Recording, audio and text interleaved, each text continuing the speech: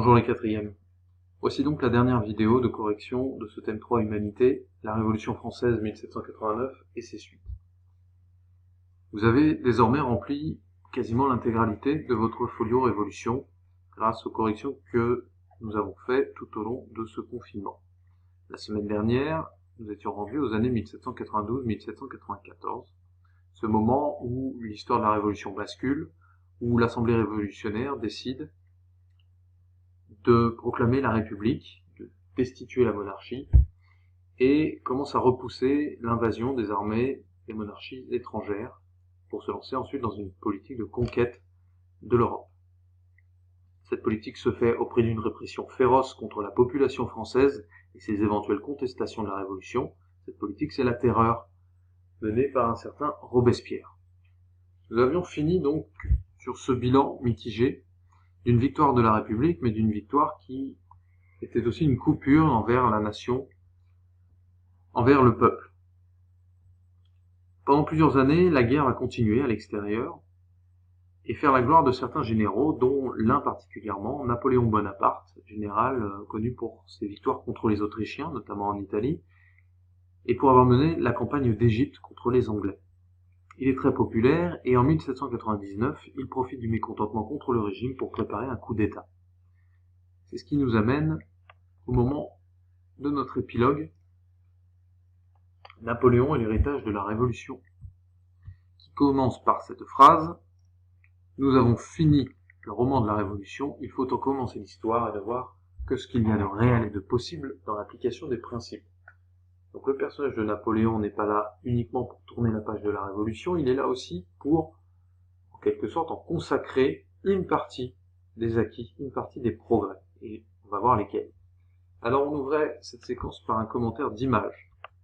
Si vous reprenez ici votre Padlet, nous sommes donc bien arrivés à la dernière colonne, la colonne de l'épilogue. Vous avez ici l'image à commenter proprement dite, qu'on va retrouver sur le site histoireimage.org. Que dire de cette image? Bien, tout d'abord, c'est la position centrale du personnage de Napoléon Bonaparte, qui se trouve en plein milieu du tableau, qui est particulièrement visible, notamment en raison de la lumière, qui est renvoyée par la pâleur de son visage et par le blanc de son pantalon et de sa ceinture tricolore. Le général Bonaparte fait irruption ici dans la salle du Conseil des 500, qui est une des deux assemblées de la République d'alors. Il est escorté par sa garde napoléonienne, très visible ici derrière, avec ses armes et ses grandes toques en poil d'ours. Il surgit au milieu d'une assemblée qui lui crie dessus avec fureur, qui est distinguée dans le tableau par donc ces longs manteaux rouges. Et on verra ici que le rouge a une valeur symbolique particulière. Car en effet, que nous dit cette scène? Eh bien, elle nous raconte d'abord un coup d'État, c'est-à-dire rien de plus qu'un assassinat politique, l'assassinat d'un régime qui est celui de la République. Mais il y a également une ambivalence dans ce tableau, et on n'ira pas plus loin dans le commentaire, c'est que le calme et la fermeté affichés par Napoléon, qui sont plutôt ici des éléments positifs, tranchent avec le désordre très dramatique exprimé par la posture de tous les autres personnages tout autour, ce désordre qui est celui du gouvernement de la République, du Directoire et de l'Assemblée des 500. Napoléon semble ici, certes, mener un coup d'État, mais pour rétablir des valeurs d'ordre et de fermeté. Et d'ailleurs, on a encore un commentaire quasi surnaturel par la lumière, et cette volonté du peintre, au moment où Napoléon rentre dans la salle, d'y faire rentrer un rayon de soleil, comme si l'arrivée de Napoléon était l'annonce d'un renouveau, d'une éclaircie pour le pays. En correction, cela nous donne donc, sur ce tableau, on observe Napoléon au centre, dont le visage pâle, le pantalon blanc renvoie la lumière. Il fait irruption dans une assemblée d'hommes drapés de rouge qui semblent lui crier dessus. Les postures sont figées, très théâtrales.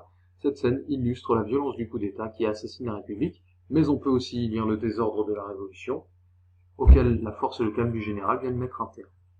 Ce tableau présente ainsi une vision ambivalente de l'événement, qui a deux significations, et d'ailleurs ce mot, c'est peut-être le mot-clé pour étudier la personnalité de Napoléon Bonaparte, et qu'on retrouve dans l'étude de texte qui vous était proposée juste en dessous. Texte très court, c'est une lettre de Napoléon Bonaparte à son frère, écrite en 1801.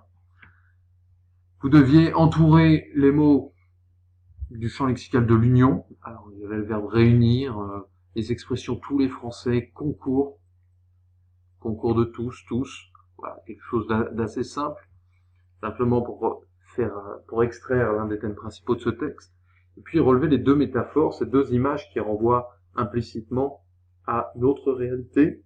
Ces deux métaphores, c'était la clé de voûte et le bras de fer. Elles font allusion au gouvernement du pays tout entier, incarné désormais en la personne de Napoléon. La clé de voûte, elle évoque la garantie de l'unité du pays, qui est à reconstruire. Le bras de fer évoque, lui, la force armée qui est nécessaire selon Napoléon pour parvenir à cette reconstruction de l'unité du pays. En d'autres termes, si l'on veut reformer l'essentiel du programme de Napoléon, voici la correction. Après 10 années de révolution, qui ont conduit la France à abolir la monarchie, à conquérir une partie de l'Europe, mais aussi à affronter une guerre civile sanglante, Napoléon veut réconcilier les Français avec eux-mêmes.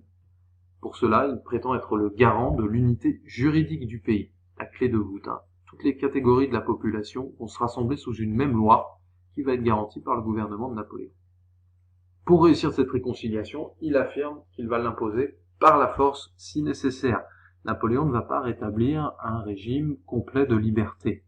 Il va maintenir l'ordre qu'il a lui-même fixé dans le pays et son gouvernement sera autoritaire.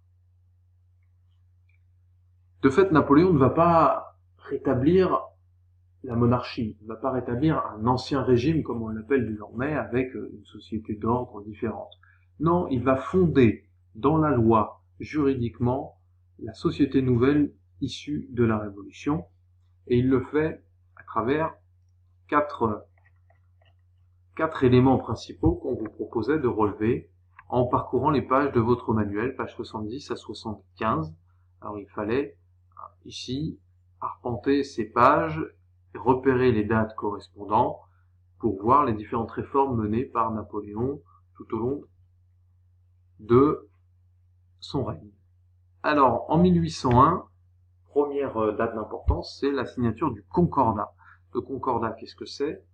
La concorde, c'est la réconciliation, et c'est la réconciliation entre la France et la religion. Sous la Révolution française, les révolutionnaires s'en sont pris au clergé, accusés d'être un ordre privilégié, et ce qui a valu donc un véritable divorce entre le gouvernement français et notamment la papauté, le pape chef de l'Église catholique. Napoléon veut réconcilier officiellement la France avec l'Église catholique et donc il rédige un texte de réconciliation, le Concordat, qui a deux principes à retenir. D'une part, il établit que la religion catholique est la religion officielle de l'État, c'est la religion de la majorité de la population française, mais ce texte va également servir de base à la tolérance religieuse dans le pays, puisque si la religion catholique est la religion majoritaire, elle n'est pas la religion unique, nous dit bien le texte. Et désormais, les protestants ou les israélites, puis viendront dans les années suivantes les musulmans, toutes ces confessions, toutes ces religions sont tolérées sur le sol français.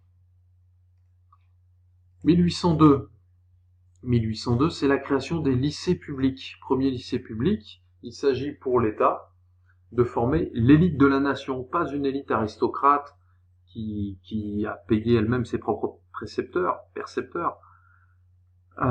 Il s'agit donc pour l'État de prendre en main la formation de ces fonctionnaires qui vont lui être fidèles et qui vont soutenir le régime. Ces lycées à l'époque sont payants et ils sont largement ouverts aux portes de la bourgeoisie qui peut ainsi prétendre participer au gouvernement du pays. En 1803, autre élément important, c'est la fondation d'une monnaie unique. Fini le louis d'or, évidemment, qui renvoyait à la monarchie. Fini les différentes petites monnaies qui pouvaient avoir cours dans les différentes régions françaises. Il y a désormais une monnaie unique et surtout une monnaie dont l'État garantit la valeur en indexant sur l'or. C'est le franc germinal, dont les premières pièces sont marquées par le sceau de Napoléon. Et puis, dernière date, 1804, c'est l'achèvement du Code civil. Napoléon refond toutes les lois françaises dans un seul code, ce qui lui permet d'intégrer certains principes fondamentaux établis lors de la Révolution française, notamment l'égalité de droit entre tous les citoyens français, qui est réaffirmée, et le droit à la propriété. C'est également le début d'une définition du droit de la famille et ce qui sera bientôt le droit des enfants. Et on est vraiment au tout début. Donc ici, vous pouvez noter en 1801 le Concordat, en 1803 la monnaie unique nationale, en 1802 la création des lycées, en 1804 le Code civil. Voilà pourquoi Napoléon n'est pas seulement le fossoyeur de la Révolution, c'est aussi lui, paradoxalement, qui permet à la France d'en garder un héritage solide en l'inscrivant dans le droit. Et tout ça est passé de manière très paradoxale par l'assassinat d'une république et la proclamation, non pas d'une monarchie, mais d'un empire. On vous proposait de terminer sur ce commentaire d'image, un très grand tableau de Jacques-Louis David. Alors,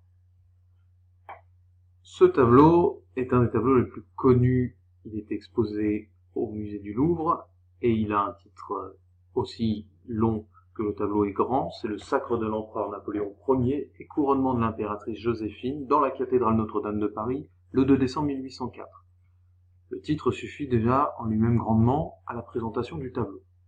Rajoutons un élément, c'est sa taille à ce tableau, puisqu'il fait presque 10 mètres de large pour 6 mètres de haut. Ainsi, lorsqu'il a découvert le tableau, Napoléon a pu dire « mais on marche littéralement dans ce tableau, tous les personnages sont à hauteur réelle ». Que dire de ce tableau? Dans votre manuel, vous avez une explication, page 65, des principaux personnages, des principaux éléments. Napoléon est ici, l'impératrice est ici à genoux, vous avez également le pape qui est présent lors de ce couronnement, les grands personnages de l'État, la famille de l'empereur, y compris sa mère qui en fait n'était pas là. Le peintre s'est rajouté dans les tribunes, de fait il y était ce jour-là pour prendre quelques esquisses.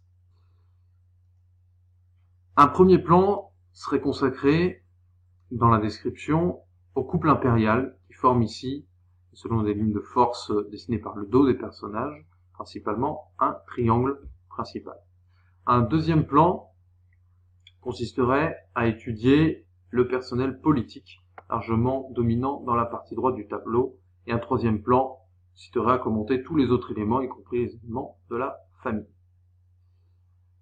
Donc ici, nous avons cette scène de l'impératrice. Intéressons-nous un moment sur le choix de cette action comme sujet principal du tableau.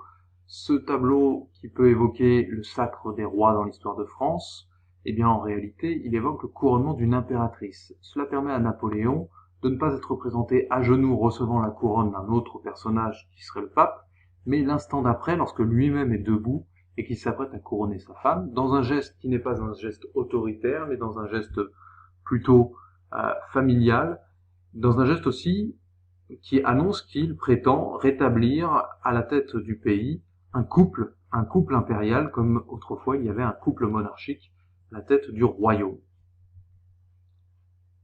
Ensuite, quelques éléments importants dans ce personnel politique, ce sont les attributs du pouvoir. Nous avons ici le sceptre impérial avec, il est difficile à distinguer, l'aigle, symbole de l'empire, la main de justice représentée ici, et le globe surmonté d'une croix, car l'empereur qui est ici couronné devient le chef politique de toute la chrétienté d'Europe. C'est pour ça d'ailleurs qu'il reçoit son titre des mains du chef spirituel de la chrétienté qui est le pape, et qui est représenté donc juste ici. Un dernier mot sur l'auteur de ce tableau, c'est Jacques-Louis David. Nous l'avions déjà vu, il est l'auteur d'un autre tableau qui est un tableau de propagande, c'était le serment du jeu de paume.